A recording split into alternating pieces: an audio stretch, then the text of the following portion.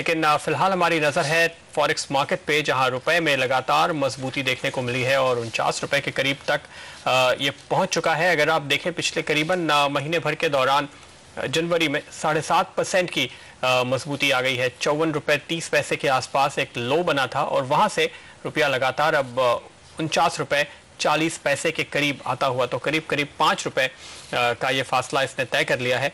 हमारे साथ India forex के सीईओ अभिषेक गोयनका मौजूद हैं, इनसे बात करते हैं। अभिषेक, मुझे याद है जब करीब हम 53-54 के आसपास थे और समय भी आपसे हम बात कर रहे थे तो आप ये कहते थे कि उन लेवल्स के आसपास शायद एक बाउंस होगा और वैसा दिखाई भी दिया। लेकिन जिस तरीके से हुआ, आरबीआई ने इतने कड़े नियम बना दिए कि कोई भी स्पेकुलेशन नहीं होगा, बैंक्स के एक्सपोजर्स पे रोक लगा दी, जो एक्सपोर्टर इंपोर्टर जो जेन्युइन भी जिनकी डिमांड है उनसे भी कहा गया कि आपने एक बार कैंसिल कर लिया तो दोबारा आप बुक नहीं कर सकते डॉलर।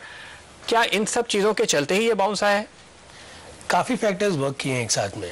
पहली बात कि काफ़ी समय से जब रुपये वीक जा रहा था तो इंटरनेशनली भी काफ़ी लोग ताक लगाए बैठे थे इंडिया में, जैसे मैंने पहले भी कहा था कि कब इंडिया में इन्वेस्ट करें। तो जबकि हम 50% डॉलर टर्म्स में हम वीक चल रहे थे, तो डेफिनेटली जब वो देखे कि भाई आरबीआई ने स्टैंड ले लिया है कि भाई मार्केट में स्पेकुलेशन को कर्व करना है, तो और साथ ही साथ में जब यूएस डॉलर इंटरनेशनली भी वीक जाने लगा तो RBI foreign fund flows plus US dollar international weak, ये सभी फैक्टर्स ने एक साथ मार्केट में प्ले किया है। डेफिनेटली आरबीआई ने एक बहुत ही इंपॉर्टेंट स्टेप लिया कि जो लॉन्ग डॉलर पोजीशंस थे हमारे मार्केट में, वो लॉन्ग डॉलर पोजीशंस को एकदम कर्व कर दिया, स्पेकुलेशन बंद कर दिया, बैंकों की ओवरनाइट लिमिट्स खत्म कर दी। तो उस कारण से एनडीएफ मार्केट में भी जो स्पेकुलेशन था पूरा खत्म हो गया। तो लॉन्ग डॉलर पोजीशंस खत्म हो गई, शॉर्ट डॉलर पोजीशंस बढ़ गई मार्केट में। तो एक तरफा मार्केट में 17 साल का जो फॉल हमने देखा है, लास्ट 17 ईयर्स में हमने ऐसा फॉल नहीं देखा मार्केट में, because it was highly controlled and the other players in the international also participated in it. तो क्या आपको लगता है कि जिस तरह से करीब 9-10 हज़ार करोड़ का एफआई का पैसा भी आया, वो भी एक कंट्रीब्यूट कर रहा था, और क्या इस लेवल पर अब आपको रुपया और मजबूत होता हुआ दिखता है? कंसेंसस मार्केट में ये है, प्लस मेरी भी ये व्यू बन रही है कि मैक्स टू मैक्स 48, 60, 67 का सपोर्ट है रुपये में। बट साथ ही साथ हमें ये भी देखना होगा कि जब 5 रुपये का फॉल आता है और इतनी तेज़ी से आता है तो डेफिनेटली एक अच्छी खासी रिट्रेसमेंट ड्यू बनती है मार्केट में। तो फियर फैक्टर ये है कि इस समय तक आरबीआई मार्केट में थे, they were selling dollars in the market and there was a strong curve on long dollar positions. But जैसे ये कर्व हटेगी, डेफिनेटली हटाना पड़ेगा ये कर्व को, बिकॉज मार्केट काफ़ी इलिक्विड होते जा रही है। अगर ये कर्व हटती है 15 दिन, 20 दिन, महीने भर में कुछ हद तक, तो डेफिनेटली ये जो लॉन्ग डॉलर पोजीशंस मार्केट में नहीं थे वो लॉन्ग डॉलर पोजीशंस मार्केट में आएंगे एंड जो बड़ी करेक्शन आई थी मार्केट में, थोड़ी सी रिट्रेसमेंट 51 के करीब मार्केट में पॉसिबिलिटी है। लेकिन अभी पॉलिसी के दिन भी जब ये सवाल पूछा गया था गवर्नर सुब्बा राव से, तो उन्होंने ये जवाब दिया कि ये मेजर्स टेम्परेरी है, ऐसा नहीं मानना चाहिए। आप तो कह रहे हैं कुछ हफ्तों में ही शायद ये पलट जाए फैसला। बात ऐसी है कि पूरी चीज़ डिपेंड करती है कि आरबीआई की जो नीड थी या जो एम था या जो गोल था वो पूरा हुआ कि नहीं। अगर आरबीआई को ऐसा लगता है कि अपनी इन्फ्लेशन कंट्रोल में आ गई है, रुपये कैसे लेवल पे आ गई है, मार्केट में ओवरऑल कॉर्पोरेट्स ने अच्छे लेवल्स पे अपने इंपोर्ट्स या एफसीसीबी के कवर्स या ईसीबी के कवर्स ले लिए हैं and things are in control, then definitely RBI market को और लिक्विड करेगा। और रियर के टर्म्स में भी जब आरबीआई का हमेशा से स्टैंड रहा है, हमने पहले भी देखा जब मार्केट 51, 52, 53 की तरफ गए तो आरबीआई ने हर बार बोला कि रियर के टर्म्स में 50-51 के आसपास में मार्केट ठीक है। तो अगर रियर के टर्म्स में मार्केट 50-51 के नज़दीक में आ रही है तो आई डो नॉट थिंक कि आरबीआई को 50-51 के लेवल से परेशानी होनी चाहिए।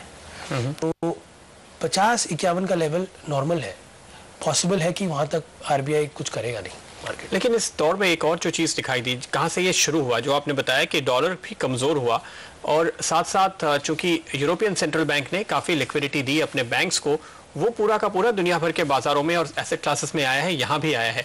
और एक इंटरेस्टिंग फैक्ट अगर आप देखें कि निफ्टी ने पिछले महीने भर में करीब 14% का रिटर्न दिया है, लेकिन निफ्टी जो डॉलर निफ्टी है वहाँ पे करीब 23% का रिटर्न आ गया। तो ये इस मौके का फ़ायदा उठाने के लिए, जबकि रुपया भी कमज़ोर था और शेयर बाजार भी कमजोर थे। काफी हॉट मनी फ्लोज तो नहीं आए हैं बाजार में, जिसके चलते फिर आप देखिए कि जब ये ट्रेंड रिवर्स होता है तो उतना ही जबरदस्त मूव आप दूसरी तरफ भी देख सकते हैं, केवल फॉरेक्स मार्केट में ही नहीं बल्कि इक्विटी मार्केट में भी। जब तक चीज़ें उतनी बिगड़ नहीं रही, जब तक हमें होप है कि नेक्स्ट कपल ऑफ क्वार्टर्स में इन्फ्लेशन कंट्रोल में आ जाएगा, हमारी ग्रोथ 7% तक ही रहेगी एंड चारों तरफ कुछ पॉलिसी मेजर्स आएंगी बजट में एंड ऑल दैट, तब तक चीज़ें ठीक है। बट जो मुझे अपनी इंटरनेशनल सोर्सेज से आइडिया लग रहा है कि people are not getting very very inquisitive to invest in Indian markets also. मतलब जितनी इन्वेस्टमेंट आई काफ़ी आई, बट साथ ही साथ ऐसा नहीं है कि इमर्जिंग मार्केट्स में इंडियन मार्केट्स को सबसे ज़्यादा इंपॉर्टेंस मिल रही है इस समय। In rupee terms, in dollar term जितनी मार्केट में फ्लोज आई है, अराउंड $5 बिलियन का फ्लो हमने देख लिया है इतने शॉर्ट टेन्योर में, तो आई थिंक काफ़ी अच्छा फ्लो आ चुकी है मार्केट में। तो शॉर्ट टर्म बेसिस पे अगर मैं बोलूँ तो एक अच्छी करेक्शन ड्यू है। हॉट मनी की आउटफ्लो की जहाँ तक सवाल है, ये बोलना मुश्किल होगा क्योंकि यूरोप का जो पूरा सीन चल रहा है काफ़ी हद तक उस पर डिपेंड करता है।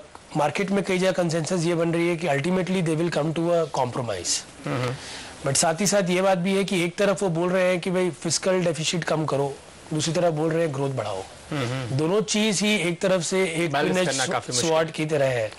अगर आप डेफिसिट कम करोगे तो ग्रोथ कैसे बढ़ाओगे?